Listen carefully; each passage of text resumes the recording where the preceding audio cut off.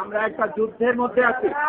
চুপ করো, একটু চুপ করো, কথা পুরো শুনতে হবে, তাহলে বুঝতে পারবা। আমরা একটা বড় যুদ্ধে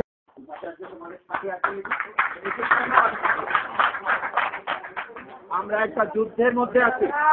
চুপ করো, একটু চুপ করো, কথা পুরো শুনতে হবে, তাহলে বুঝতে পারবা। আমরা একটা বড় যুদ্ধের মধ্যে আছি। আজকে তোমরা যদি কেউ দেখে থাকো, আজকে ওই যে এটিএন নিউজের তোমার ওই যে নিউজ আওয়ার এক্সট্রা, সেখানে আমি আজকে সেখানেও ছিলাম। এই যে ঘটনাটা ঘটে, আজকে ঘটনা আমি বলবো, পুরোটা শুনলে তারপরে বুঝতে পারবা। আজকে বেশি কথা বলে আমি হ্যাঁ আমাদের ছাত্রলীগের জেনারেল সেক্রেটারি রাজীব, তাকে পরিষ্কার করার ব্যাপারে আমি কোনো লিখিত কিছুই দেই নাই। পরিষ্কার কর,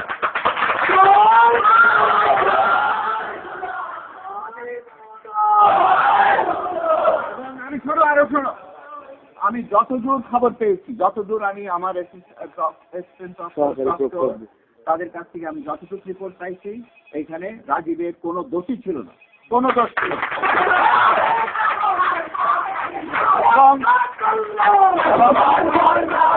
আরো থামো, তার বহিষ্কারের কোনো প্রশ্নই আসে না, কোনো প্রশ্নই আসে না।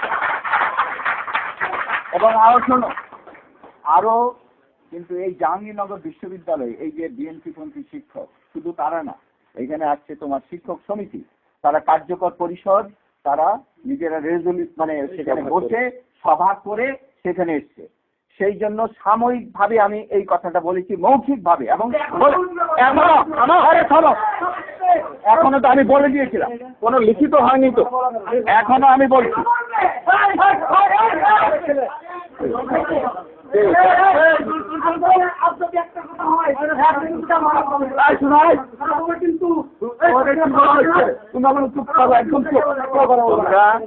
তোমরা ফিরে যাও এবং তোমরা বাঁশের লাঠি নিয়ে, তোমরা ওই যে দেখো না, ওই যে হেফাজত কি করেছে আজকে, এরা কি সাহস পেয়েছে, এই যে আসলো উপাচার্য ভবনের মধ্যে, সাহসটা কোথা থেকে পাইছে? ওই শাপলা চত্বরে ওই হেফাজত এবং এই বিএনপি জামাত, তাদের জন্য। কিন্তু আমি একটা জিনিস বলে রাখি, যে ঘটনা তারা ঘটাইছে, সেখানে আমাদের এখানে তো বসে আছেন, ওই যে তোমরা তোমাদের চোখের সামনে দিয়ে আসছেন আমাদের একজন প্রভাইস চ্যান্সেলর, তিনি আহত সেইখানের ঘটনায়। সুতরাং এইটার বিরুদ্ধে তোমাদের বাঁশের লাঠি তৈরি করতে হবে এবং প্রতিরোধ করতে হবে। তোমরা সেইটা করো এবং সেটার জন্য আমরা সেই লড়াইয়ে নামো। আর এইটা আমি বলে দিচ্ছি, রাজীব কোনো ভুল করে নাই, বরঞ্চ সেখানে সে আমাদের নিশ্চিত হয়েছে। সুতরাং তার কিছু হবে না। এবং তোমরা আরো তোমাদের, আমি সেই কথাটা বলবো না, আমি বলতে পারি না, কিন্তু ছাত্রলীগ হিসাবে তোমাদের যা যা করার সেটা তোমরা করবো।